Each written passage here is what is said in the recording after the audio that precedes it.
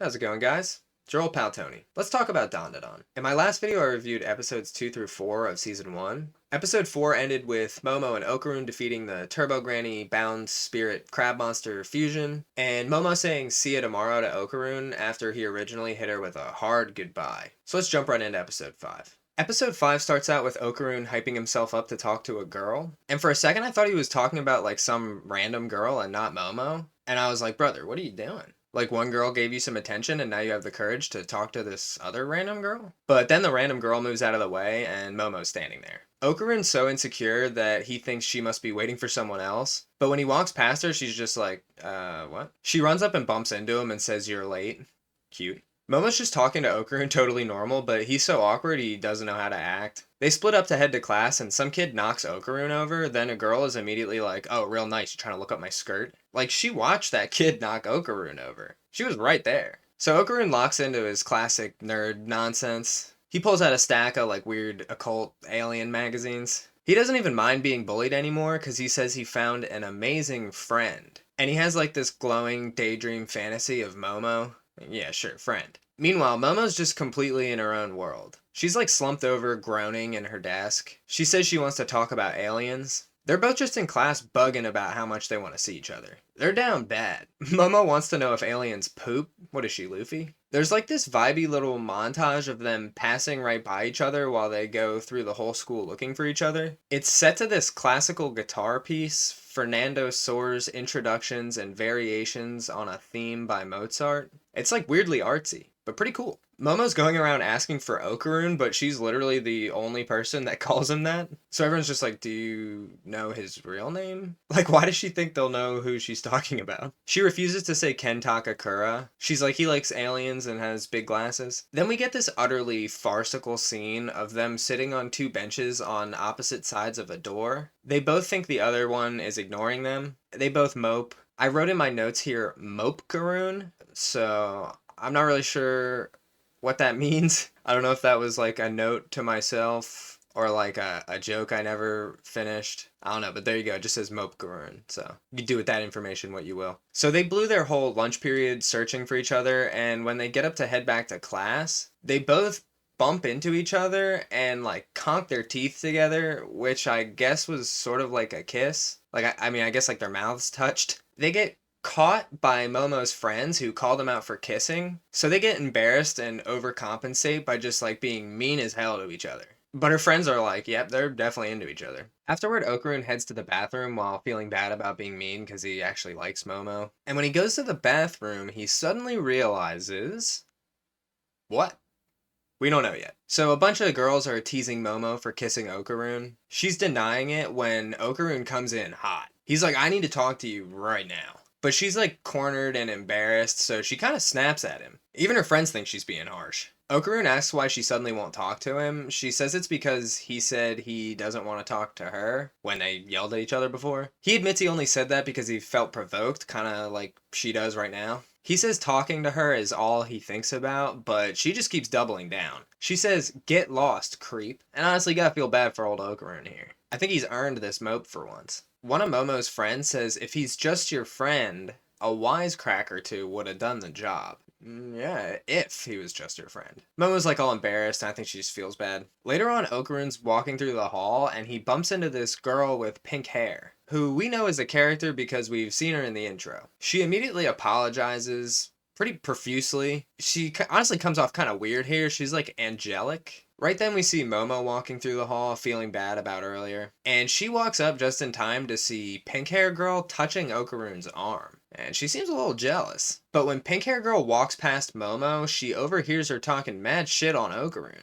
She's like, that was probably the first time he's ever even been touched by a girl. She's landed on super thick. The whole angel thing was clearly an act, and this girl actually kind of sucks. Momo gets fed up with the shit talk, and she uses her power to tip over some random big heavy metal pan that was just like positioned on top of one of the nearby lockers. These metal pans pop up a couple times. I think maybe it's just like a Japanese thing. They call them wash basins, so I guess it's for washing things. Maybe your feet. I mean, I guess Okarun does run around barefoot all the time. He could probably use one of these things. They need to get this man some flexible shoes like the suit from The Incredibles. Or maybe just like sandals. Some fucking like extendo sandals. Anyway, so the wash basin falls from the lockers and fucking conks pink hair girl right in the dome, which knocks her out cold. Okarun must have missed it and he just sees her unconscious on the ground, so he gets worried that this could have been related to like Turbo Granny's curse. But when he goes to help her, Momo grabs his arm and loudly asks him to walk her home. She's like complimenting him at the pink hair girl. It's kind of like the scene in the first episode when she stepped in between Okarun and the bullies that were throwing shit at him. Seems like she just doesn't like a bully. Also, she likes Okarun. Her and Okarun walk home together. Well, sorta. Okarun's like several feet behind her. She apologizes for being mean and says she does like talking to him. He says it's okay and he's just glad they're friends again. And then there's like an awkward silence. I'm not sure if it's because he like just friend zoned her or what. Breaking the silence, Okarun seems to suddenly remember he had something urgent to tell her earlier, after that epiphany he had in the bathroom. He's like, well, so you know how we like got rid of Turbo Granny? Yeah, well, maybe not. He reveals that what he realized in the bathroom earlier was that old boy ain't got no nuts. That's right, Turbo Granny returned his dick, but not his balls apparently, which he somehow did not notice. Next scene, Momo is just dying laughing on the floor. And Granny Seiko is like, see, this is why I asked to check. I told you should have trusted the expert. She's like, how the fuck did you not notice? Which, great question. So Granny Seiko examines Okarun, his soul, not his balls. And she says there's something hiding inside him. She tells Momo to go grab a doll and a wash tub of water. You know, the one for your feet. Momo brings out this Lucky Cat statue thing. She puts a paper seal, like the one from the Torii Gate, on the Lucky Cat and has Okarun sit with his feet in a wash tub of water. So it is for feet. And then Granny Seiko smacks him in the back of the head with a paper fan. There's like a pretty dense Japanese cultural reference here that is really not clear at all that the dub doesn't bother to explain. So I guess I gotta explain shit again. Granny Seiko says the lines for the kanji in person support each other. And Okarun says she's not Kimpachi Sensei. So Kimpachi Sensei, or Mr. Kimpachi in Class 3B, is a Japanese TV drama that ran for like over 30 years about a middle school teacher. And apparently this quote, the lines for the kanji and person support each other, is from that, or at least was popularized by it. And you can see the kanji for person, or hito in Japanese, kind of looks like a little teepee with two little branches holding each other up. So there you go, fun fact. Also, we saw Granny Seiko laughing at Baka Tono in episode 3, and these are both shows that were popular in like the 70s and 80s, so her watching this stuff is obviously saying something about her character that Japanese viewers would just understand. I think mostly just that she's old. For my American viewers, I think it would be kind of like if she was just watching MASH or something. You guys know MASH? Some shit my dad watches. So anyway, Momo says she saw Okarun's aura change color when Granny Seiko smacked him with the fan. So she tells her to grab it and yoink it out when it changes color. Which apparently she can do because it's not actually Okarun's aura, it's like someone else in there. Some interloper. She tries doing it and it kind of just yanks Okarun across the room. She says she had it but she lost it. Suddenly the seal stuck to the Lucky Cat turns like a burnt red color. The cat starts sweating and just gets up and books it out of there. There's a quick little fucker. They can't find it, but Momo shuts her eyes and senses its aura, which she grabs with her ghost hands. She opens the door to a closet and inside the Lucky Cat is like pinned to the floor. It just starts screaming at her. It's talking all that good shit. Momo's like, so what is this thing? And Granny Seiko says, it's Turbo Granny. Momo asks how she's not in the afterlife. And Turbo Granny's like, what, am I some kind of bitch? Gonna get whooped by a kid? I told you, I'm the fastest motherfucker alive, dude. So Turbo Granny says she managed to jump into Okarun at the last minute when Momo was destroying that crab thing. And apparently she was so weak that nobody could sense her inside of Okarun. But she says once she regained her strength, she was gonna murder everybody. Momo's like, do you not see that you're like a little cat? And Okarun's like, yeah, give me my balls back, dude. Turbo Granny says if she dies, he'll never get them back. And she, like, demands that Okarun go get a knife from the kitchen and kill Momo and Granny Seiko. She's, like, acting all crazy, being all maniacal. When suddenly Okarun, like, bugs out, goes catatonic for a second, then just transforms into Turbo Okarun, which shouldn't be possible now that Turbo Granny's soul was slapped out of him. But similarly to Momo conveniently deciding to suppress his mind but not his body when he transformed the first time, Granny Seiko explains that somehow she knocked just Turbo Granny's consciousness out of Okarun, but not her power. And apparently only she can put her back together. Turbo Okarun randomly turns back to normal and says he doesn't know how he transformed, he just got mad. Momo talks to the Turbo Granny cat and is basically like, I know you're not bad since you tried to help the spirit of those girls, so why don't we just call it a truce? She proposes that if Turbo Granny give Okarun his balls back, they'll return her power to her. And Turbo Granny's like, yeah, cool, sounds good to me.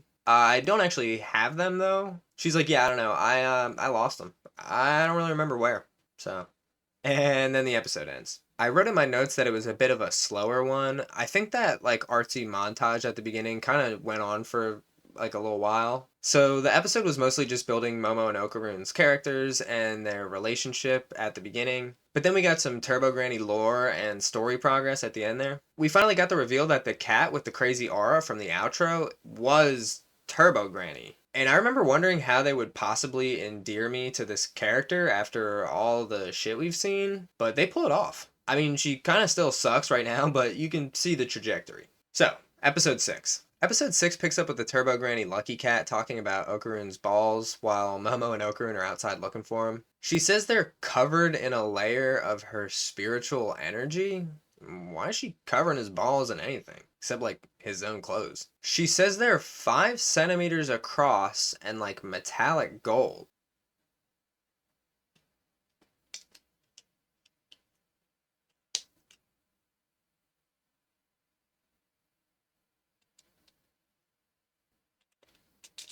She says they're hard to miss. Momo says they'll never find something that tiny. Turbo Granny says something probably found them already because basically the spiritual energy attracts evil spirits because they think it'll like revive them or something. Momo's like, well, that's not ideal. Turbo Granny just doesn't give a fuck though, so Momo and Okarun just whoop her ass. They head back to Momo's house. Granny Seiko says she'll ask around for ball intel. What kind of circles is this lady running in?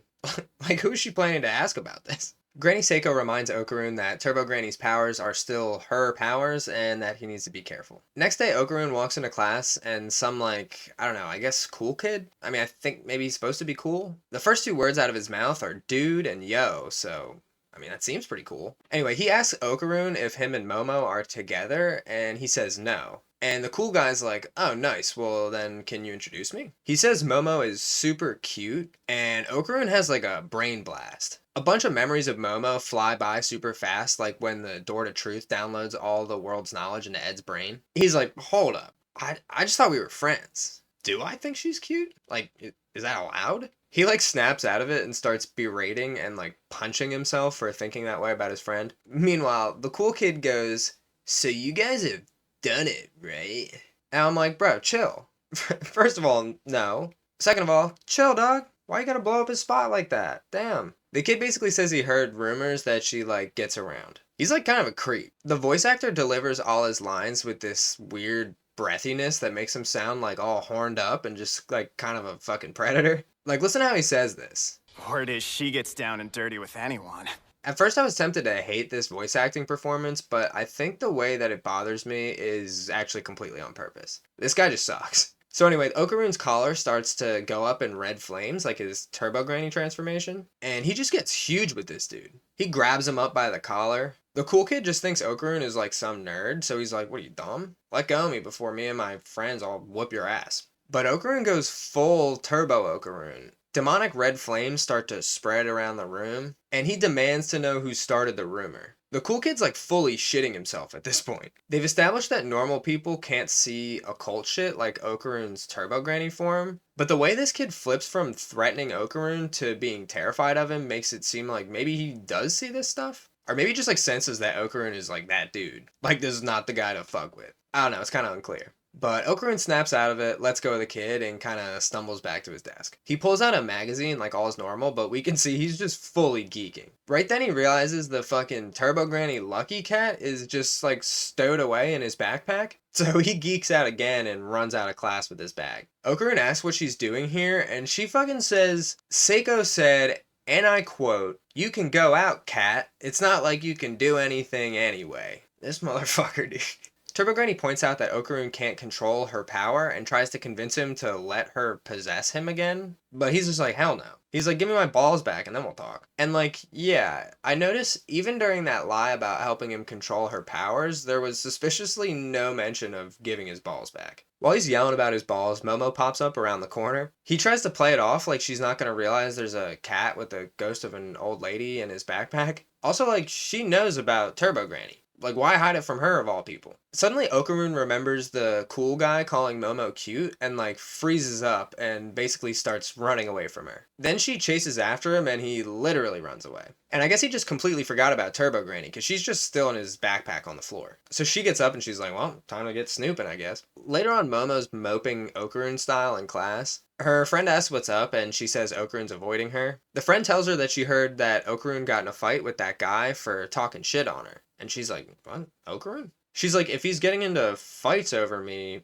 why is he avoiding me? Then we cut to the pink girl that got her head bashed from the last episode. We're like hearing her thoughts, and she's just thinking about how fucking amazing she is and how much everybody loves her. She's not only super vain, but also like weird and manipulative about it. She's like talking about how she lets all the boys in school believe they have a chance with her. I don't know, she's weird. And her vanity is like extreme. Like, listen to this girl. I'm beauty and kindness personified. Anyway, so she basically says she's amazing and perfect in every way, but she still gets mad, and that she actually started that rumor about Momo. But it didn't work, and so she's mad about that too. But then she reveals she saw Momo's ghost hands. She thinks Momo's a demon, which is pretty funny. She's like kind of goofy in the way she takes herself very seriously, but is also like confidently incorrect. She thought that ghost hands were demon wings, or whatever that is. I thought demons didn't have wings. Isn't that like kind of the whole thing? I guess maybe that's just like biblical demons.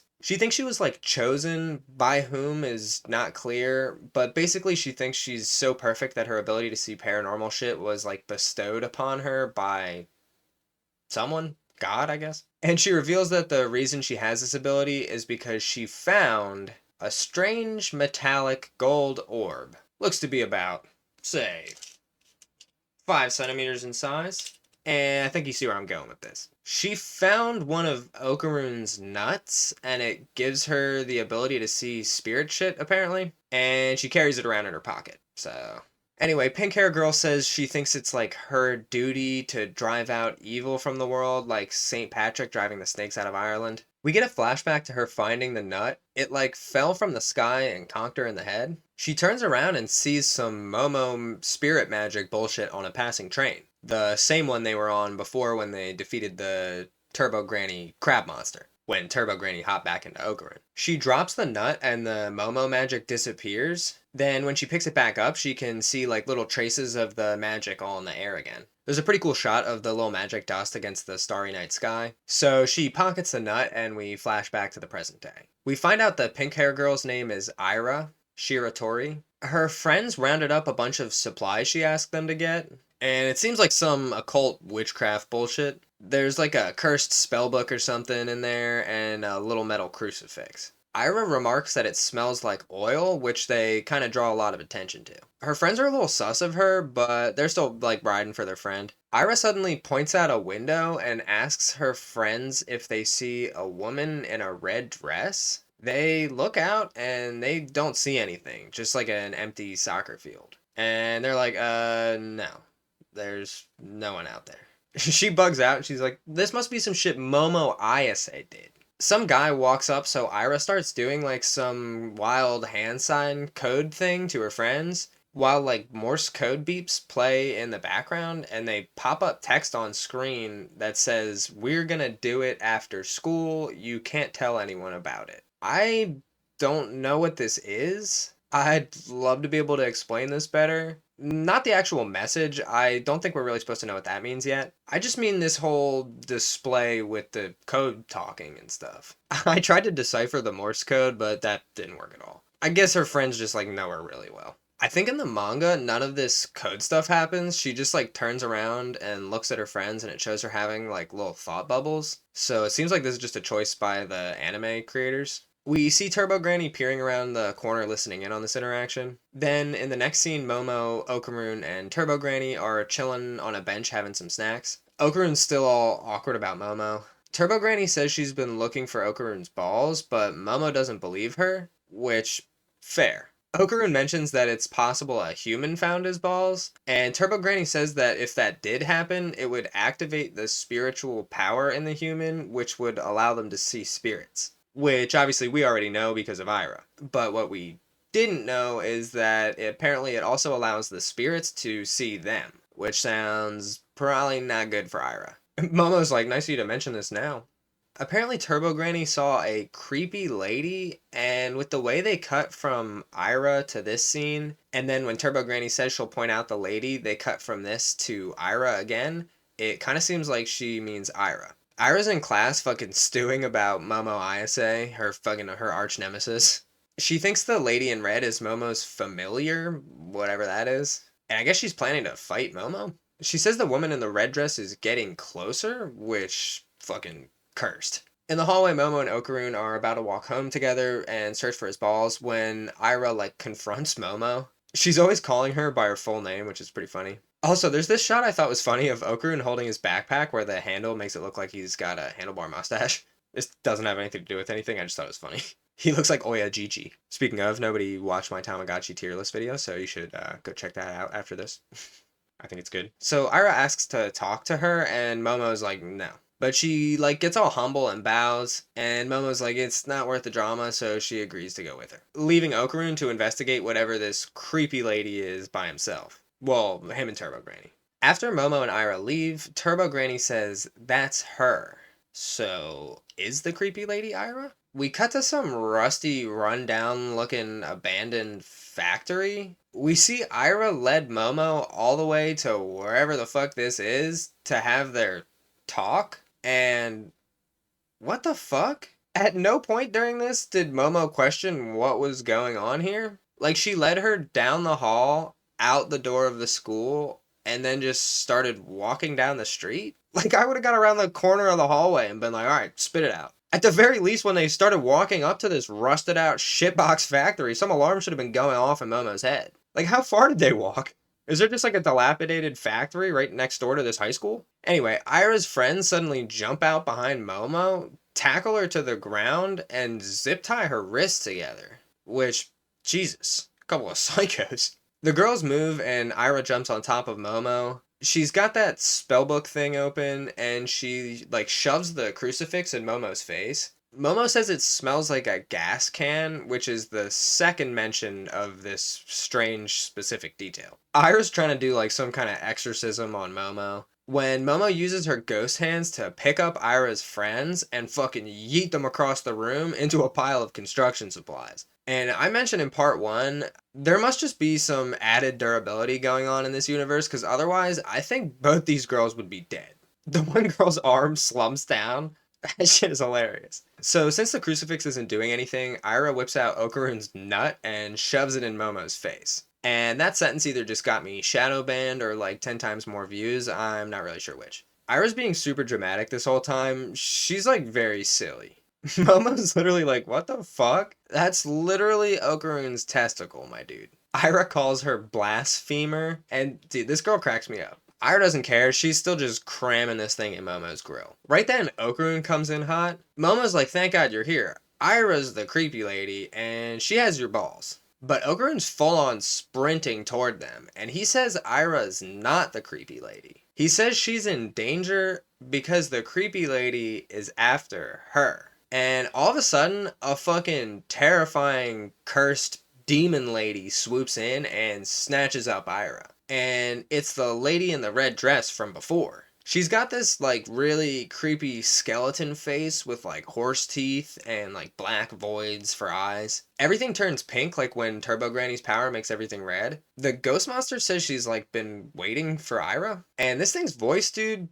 terrifying. It's got this strange theatrical, like old-timey affectation thing going on. I actually checked, and I don't think I'm really familiar with any of this voice actor's other roles. It seems like they've mostly been working during like the last 10 years or so when I wasn't watching anime. It's not the same voice actor for Aira though, but she also does a great job. I love Aira's voice. She's genuinely adorable, and her character actually cracks me up. She just also sucks.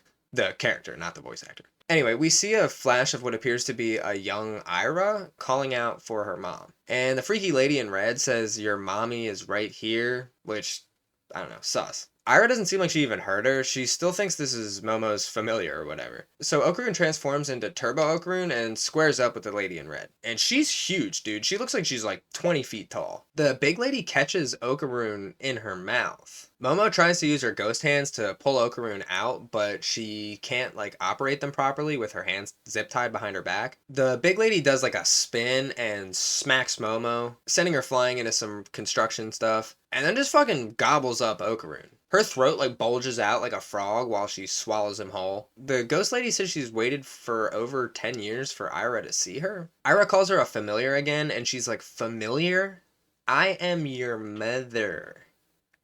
There's a quick flash of the young Aira we saw before, standing next to a pretty creepy looking, like disheveled, bloodied lady, and the little girl's like tugging on her dress. This whole time, this terrifying giant lady has just been holding on to Aira. She's never put her down. She's like maniacally screaming and demanding that Aira call her mommy, which, hell no. Some creepy ghostly tears like bubble out of her eye holes. Momo uses her telekinesis to free herself from the rubble she got chucked into and confronts the big lady. Finally, Aira realizes Momo and this big freak must not be on the same side. So she starts saying some shit like, "Join forces with me so we can kill this demon."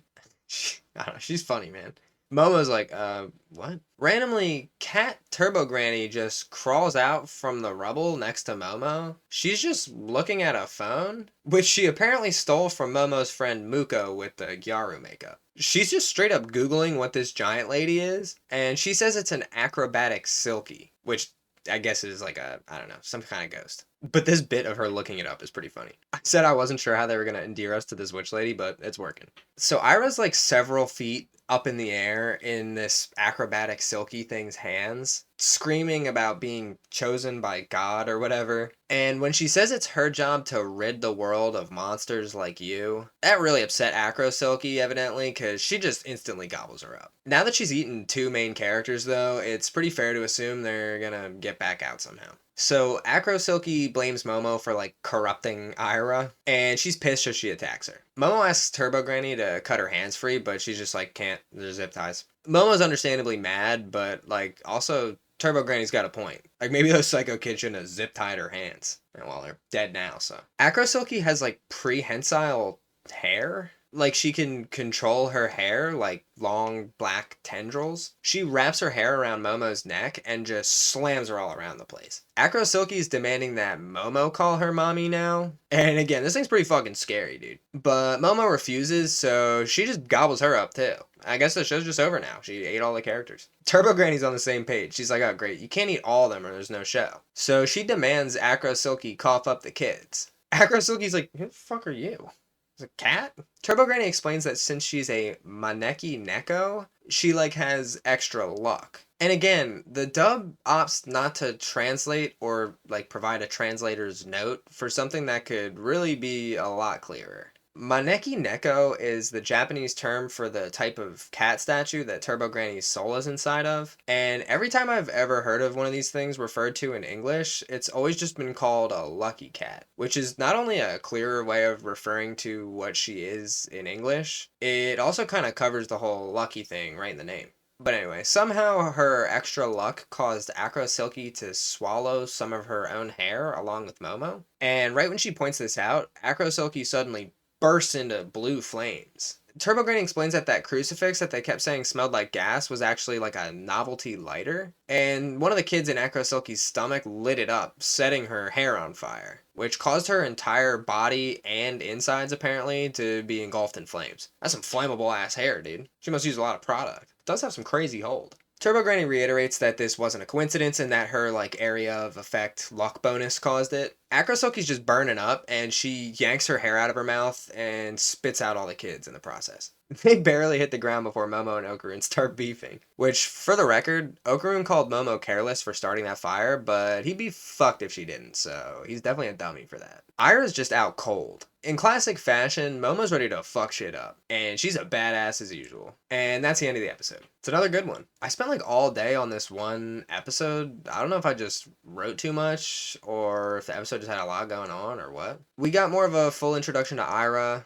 who's weird and goofy and kind of a piece of shit. I was a piece of shit, though. But I think at this point I was starting to like her. We also got the debut of Acro Silky, which, as I've said a bunch of times, is scary as fuck. So yeah, good one. Episode 7. So right off the bat, this is a dark one. It starts out with a black and white shot from a woman's POV while she runs through the street in the rain. She's like screaming and panting, and then she falls. She reaches up to the sky, and it cuts straight to Acro Silky's POV, while she looks down at Momo, Okarun, and an unconscious Aira. And Turbo Granny's there too. Acro Silky's hair's all scorched. She's got like some male pattern baldness going on. Get this lady some finasteride. Is that what it's called? Yeah, man. If I never got on medication, I would be fully bald at this point. I'd be like that guy right there. I don't have that problem. I got too much hair. I actually got worried that people would think I was bald because I always wear hats in videos, but I just like wearing hats. So I decided to not wear hats as much, so people wouldn't think that I was bald. I don't know if anyone actually thought that. Maybe that was just me, but these are the things I think about. So Acro Silky's screaming about how they like took Aira from her or whatever. They run out of there with Turbo Okarun firemen's carrying Aira. Acro Silky swoops in and smacks Momo into some more rubble. Okarun continues trying to run while carrying Aira, but he can't go full speed because there's too many obstacles. Acro Silky is like suspended in midair. A bunch of long strands of hair are like holding her up in the rafters like a spider web. Okarun's struggling to avoid all the obstacles while she just repeatedly attacks from above. So she ends up clapping him too, and he drops Aira. Acro Silky starts to approach Aira, but she suddenly gets stopped. I thought this was Momo coming in clutch with her ghost hands again. Momo does show up to explain it, but it turns out Acro Silky just got so reckless sticking her hair to everything like Spider-Man that she just got herself all tangled up. Okarun collects himself. Acro Silky just starts kicking through the support beam she's stuck to free herself, but Momo grabs her by the ankles with her ghost hands and restrains her. She tells Okarun to use the opportunity to transform into Turbo Okarun and fight her, and Okarun points out that he doesn't actually know how to fight. He says that time with the aliens he was just like in a trance biting their robo dicks off, and against the crab all he really did was like run fast. He says he doesn't even know how to throw a punch. So Momo's like, I don't know, just kick her then. Acro Silky attacks with her hair. Momo does a pretty fucking epic scream. I haven't shouted out Momo's voice actor yet, but not for any particular reason, really. She's just, like, fantastic all the time. That scream, dude. So good. She put her fucking back into that. And at the last second, Okarun just launches himself forward and headbutts Acro Silky right outside the warehouse. He fucking yeets her through the wall and into a solid concrete wall outside. I mean, it's not a kick, but it works. I mean, it follows the same logic. Dude's got strong legs, so he just used them to, like, launch himself like a fucking missile. Okarun transformed back to normal, and he's in rough shape. Momo's impressed, but Turbo Granny says that basically that wasn't shit compared to what she can do with her powers. So yeah, I mean, it's pretty clear Okarun's got nowhere to go but up from here, man. So Momo asks what to do with Acro Silky now that they, like, knocked her out. And Turbo Granny's just like, don't worry about her. She's out cold. Which, I don't know if I would trust that. Turbo Granny, like, loots Aira's unconscious body for the golden nut and returns it to Okarun before she wakes up. But she says they might have a problem. Turns out Aira isn't unconscious. She's just straight up dead. So, uh-oh. Momo and Okarun run to check her pulse, but they get nothing. Turbo Granny's casually like, yeah, well, if a normal human gets eaten by a yokai, they always die. It's kind of just how it works. Momo and Okarun survive because they both have spirit-based powers. Momo tries to use her ghost hands to like manually restart Aira's heart. She and Okarun are trying to do CPR, but it doesn't seem like it's gonna work. The whole time Turbo Granny's like, this is a lost cause, dude. All of a sudden, Acro Silky just starts like lumbering up to them. And like, yeah, I was right, she wasn't gonna stay unconscious for long. But it turns out it's actually maybe a good thing. Because Acro Silky offers to give her own aura to Aira to revive her. She explains that life is like a motor, apparently, and the aura is like a battery that powers it. So without it, Aira will just stay dead. Momo doesn't trust Acro Silky because she's literally the one that killed Aira in the first place by eating her. So Acro Silky just like super extends her jaw and it like rips off and like hangs down. Blood sprays everywhere. It's pretty graphic. She doubles down by offering to let Momo smash her fucking head in. Turbo Granny reiterates that the stuff Acro Silky said about the aura is true.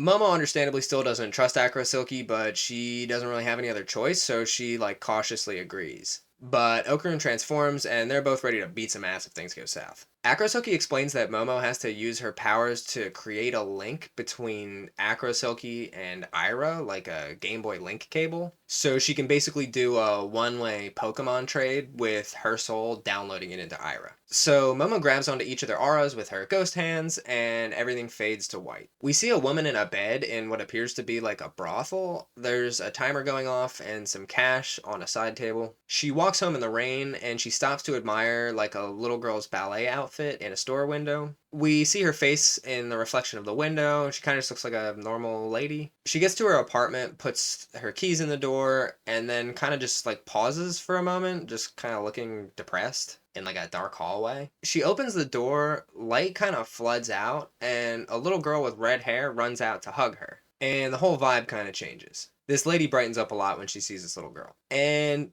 look, I'm not saying this isn't a touching scene, but this like first shot of this kid, I don't know, I just find this to be like really kind of creepy for some reason. I don't know if it's just like in the uncanny valley or what. But anyway, the woman smiles, picks up the girl, and goes inside. And we get like a montage of the woman's life, basically. It's cutting back and forth between her with the kid, like helping her practice ballet and like just generally caring for her, to her working in like a convenience store, to her working at that brothel thing we saw before. The scenes of her with the kid are really heartwarming and cute, but there's this like dark undertone with the shots of the brothel. There's also this like pretty emotionally heavy but musically delicate piano piece playing over it all, which as far as I can tell is original to the anime. We see the woman count out some money from an envelope, then she gifts the ballet dress from the store window to the little girl. We see her practicing ballet in it. Some more time passes in the montage. The music and the visuals both start to get a little bit darker, it seems like. And the montage just suddenly cuts and the little girl is screaming and crying. And this shit gets real dark real fast. Some dude slams the woman on the ground in her own kitchen. She throws him off. He like grabs her by the hair and throws her into like a folding wall full of glass panes, which she topples on top of and just gets like brutally cut up by the broken glass. This shit's pretty graphic. And the little girl is just watching this whole thing. The girl tries to help her mom and another dude just grabs her up. This makes the mom go like feral. She like runs at them growling and they, I don't know, smack her again, I guess. And she like bleeds from the eyes. I don't know, not unlike the alien scene from the first episode. It was starting to feel like a bit much. The lady ends up passing out. We see one of the guys looking through that envelope that the woman took money out of for that dress. So it seems the implication is that she spent money that these guys believe that she owed to them. They just straight up kidnapped the little girl, who, by the way, is wearing the ballet dress, which, Jesus Christ. The next thing we see is basically that POV shot we saw at the beginning, only in color this time. There are some brake lights in the distance, so it seems like that's the car that these men are fleeing in. Just like the intro, the woman tries to reach out, but she just collapses in a puddle. It cuts to this very strange, vibey scene of her battered, standing in like a vast puddle against the starry sky. and she just starts ballet dancing like across the screen. We see another quick flash of the montage of the little girl. The girl's voice comes in and thanks her for being the best mom ever. Then it cuts to black and we just hear like a thud. Now, I really wasn't sure what that was exactly. I think I kind of just thought she like died, which was plenty tragic. I mean, all the shit leading up to this seems like plenty to turn a motherfucker into a yokai. But at some point I looked this up, and I guess she, like, killed herself? I don't know. I think maybe it was clearer in the manga. Anyway, next scene, the woman is standing in, like, a white void, looking battered and disheveled the way we saw her during Acro Silky's memory, or whatever that was in the last episode. That girl who appears to be Aira grabs her dress, like before, and asks if she's her mom, like we saw. The woman turns, and Aira says, "Sorry, you're not her." A man calls a little girl over and says her mom is gone. We even see a flashback of a woman with pink hair who is distinctly not the dark-haired woman from the previous flashbacks. And yet somehow I didn't realize until literally writing this that these are not the same person and Akatsuki just straight up is not Aira's mom. Like, I don't know what I thought. I remember being confused when I saw the pink-haired lady. And I also remember thinking, didn't that girl get kidnapped? And this man is her father? So either those guys just, like, returned her to her father after battering her mother, or this man is just, like, some random creep pretending to be this kidnapped girl's father. But no, it was just two completely separate little girls.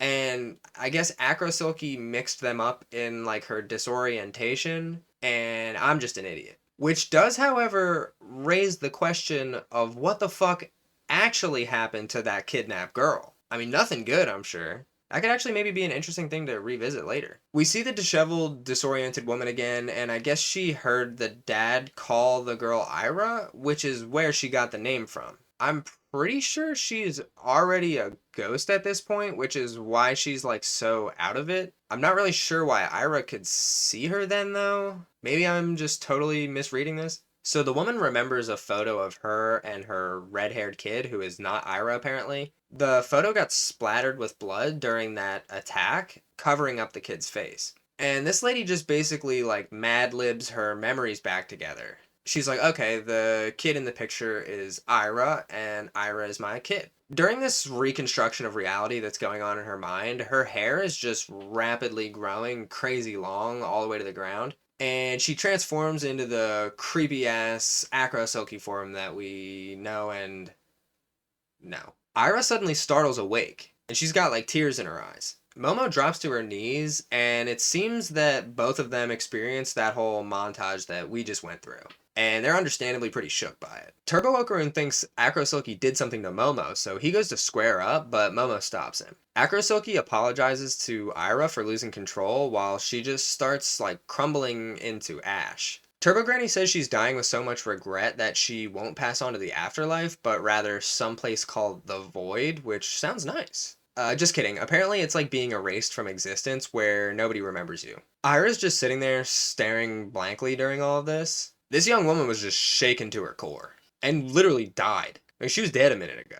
Akatsuki has a flash of a bunch of memories of her daughter, who I now understand is not Aira, while kind of just like dwelling on all of her regrets. Aira gets up, runs over to her, and gives her a big ol' hug. And she calls her mommy. I don't think I expected to ever say the word mommy in a video, but here we go. It's like my 6th video, and here I am. I guess she heard the stuff Turbo Granny said about the Void and wants to help this woman who she now realizes was mostly a victim. And I think maybe it's also low-key some closure for herself because we saw she did also lose her mom. It's just not Akatsuki. Just before Akatsuki disintegrates completely, we see a flash of her and her daughter together, and Aira says, "Grant them peace, guide them both to a kinder world." So I guess we got our answer about the kidnapped kid. Sounds like she died too. I was gonna say, I don't know if maybe this was just like a long time ago, but Akatsuki said she'd been waiting like 10 years or something for Aira to see her. So if that girl died, the guys that kidnapped her probably just killed her, I guess. I don't know. It's pretty dark. And that's the end. Akatsuki fades to dust in Aira's arms and floats away. I feel like I always write, yeah, good app, after every one of these. But yeah, good app. Akatsuki is super cool and super scary, and her backstory was definitely tragic. I've watched this episode twice, and I remember it not hitting quite as hard for me the first time, which probably had something to do with the fact that I didn't know what the fuck was going on apparently. So moving right along, episode 8. This is the last episode for this video. Next video will be the final 4 episodes in season 1. So this episode starts with like a shitload of slurping, which frankly I did not love. Momo, Aira, and Okarun are back at Momo's eating. Momo's trying to squash the beef. She apologizes, I guess, for bashing her head in with that basin. And she tells Aira to apologize to Okarun for making fun of him. Aira's like, I'm not mad about the wash basin, but I'm not done hunting you for being a demon. Momo's like, I'm not a demon. And she's like, well, then what the fuck was that thing that Okarun turned into? And yeah, fair point. She actually calls him Takakura, not Okarun, because she's like normal. Well, about this particular thing. She's also like, what's up with Granny Seiko? She's way too young and way too hot, which, also fair. Seiko's always antagonizing, so she's just like, yeah, Momo is a demon, actually. There's another weird-ass anime scene where Momo and Aira fight with mouthfuls of food, and they pop up, like, subtitles with big text on the screen. And again, I think the manga version of this was just, like, them fighting while eating. And the anime just chose to, like, get really weird with it. And I don't know, this one's not really my favorite, honestly. I don't really see the humor in them talking with mouthfuls of food. The text on screen is, like, kind of bizarre. Just the whole scene in general is kind of strange. Anyway, Aira just kind of pieces out of there. But right before she goes, she thanks Okarun for rescuing her. She's like, you're still a demon, but I appreciate it. She says she'll free him from Momo's hold. Like I said, this character's super silly. Okarun basically just says he would have done that for anyone. And when she leaves, she's like, he's a demon and you're a human. It would never work. So, looks like she's got a crush on ol' Okarun now too. Thus begins this anime nerd protagonist's harem of way too hot girls. Sometime later, Okarun is sitting on a milk crate with his legs spread, and Turbo Granny is apparently just gonna fucking yeet his ball back at him to, like, put it back. For some reason, Granny Seiko is standing there with her baseball bat, and she just fully swings at the thing, trying to, like, knock it away from Okarun. And I'm just like, come on, man. Let the poor kid get his nut back. Sometimes you've got to chill with the antagonizing. But she misses, and Okarun's back up to 1 nut. I mean, I guess she could have just missed on purpose, but still, like, chill. Next day, Momo and Okarun are at school. Momo mentions she needs a new phone, which is an ongoing thing. I'm not sure when she lost or broke it originally. I guess maybe when Okarun fucking climbed through it when the UFO that they were inside of crash landed. Momo says she'll see him at lunch, but he says he can't because he has to work on a report. She asks about after school, and he says he's busy then, too. He's kind of just, like, awkwardly blowing her off. When Momo shows up for lunch alone, even her friends are like, where's Okarun? They actually do call him Okarun. Momo says she thinks he's hiding something, which, yeah, he definitely is. She leaves to go grab some drinks. She's all anxious about what's going on with Okarun. When on the way back, she sees Okarun on the ground with Aira laying on the ground under him. And it's pretty sus. It's also, like, pretty obviously just, like, a classic misunderstanding, but you already know Momo's not going to see it that way. We cut to sometime earlier. Okarun is grinding behind this building doing push-ups. In the middle of his workout, Aira walks up and, like, confronts him, but she's just, like, trying to profess her love to him. She goes in for a kiss, and Okarun freaks out and pushes her away. Okarun's like, what the fuck is going on here? There's this joke that she learned that you're supposed to kiss someone after professing your love to them from a magazine she found in her dad's den. And I'm like, ah, hell no. Hell no.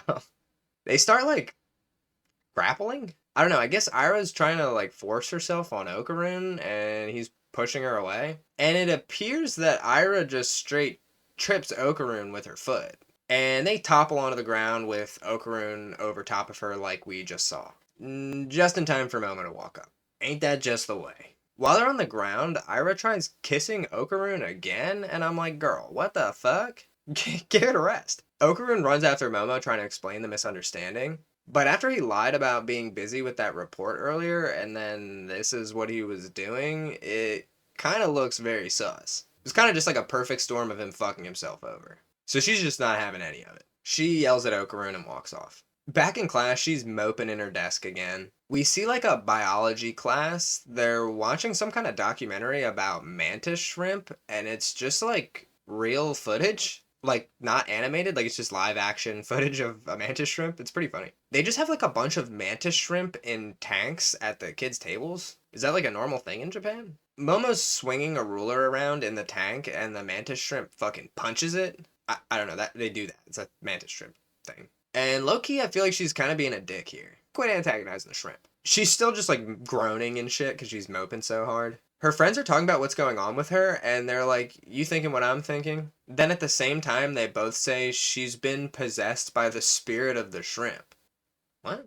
Okarun's being like a little psycho working out at his desk. He's got like a dumbbell in one hand and one of those little resistance grip things in the other. He's like, oh, I see. You're not supposed to lie to the girl that you like. I don't really know why working out was a thing to hide from her in the first place, but I guess he's just embarrassed. All of a sudden he hears a drop of water. He looks down and the entire floor is just like suddenly covered in a shallow puddle of water. Then when he looks back up, the classroom that was just full of kids a minute ago is just completely empty. Ruh-roh. He hears a scream, he runs outside in the hallway, and he sees Aira. She experienced the same thing as Okarun apparently. She says everyone just disappeared. And of course the first thing out of her mouth is, did Momo I say do this? This motherfucker. Okarun busts into what I think is supposed to be Momo's class. She's not there, and he says he's experienced something like this before. I wasn't really sure what he was referring to at first. He's experienced a lot of weird shit. Somewhere else, Momo is trying to open a window to get out, but she can't get it open. She also says the water level is rising, which, that can't be good. She's also still all mad at Okarun. She hears something like sloshing in the water off in the distance. We see a shadowy figure creep around a corner, and then we see it's this fucking insane looking scary ass mini Godzilla fuck with like glowing eyes. Momo hides, but he like senses the vibrations of her moving from all the way down the hallway through the water. And his skin starts like peeling open to reveal these like green glowing veins of fucking, I don't know, energy or something. Momo sees the vibrations in the water and she just freezes. The Godzilla dude leans over and opens his mouth up just above the water like one of those water drinking birds. Then he just like sucks up a bunch of water like a fucking vacuum. Then he launches it back out as like a little glowing green beam. It blasts right through the walls and tears a bunch of shit up. He's making like a screeching noise the whole time. He cut like a slice through the whole fucking school and still doesn't see Momo, so I guess he's satisfied and he just kind of turns around and lumbers off out of there. Momo's still there, ducked behind the wall. Back to Okarun and Aira, he's just trying to figure out what's going on, and Aira still thinks it's some shit Momo did. Okarun explains that the time he remembered that was similar to this was the time that the big concrete cube formed around Momo's house, and that when they beat that sumo flatwoods monster yokai alien guy, that things kind of just went back to normal. Aira's like, so aliens are real too then? She's the first person to just be like, yeah, I don't know, man. I've seen some shit already. You say there's aliens, I'll go along with it. She asks why they're trapping them there, and he's like, I don't know, but the other times they were after my dick, so probably nothing good.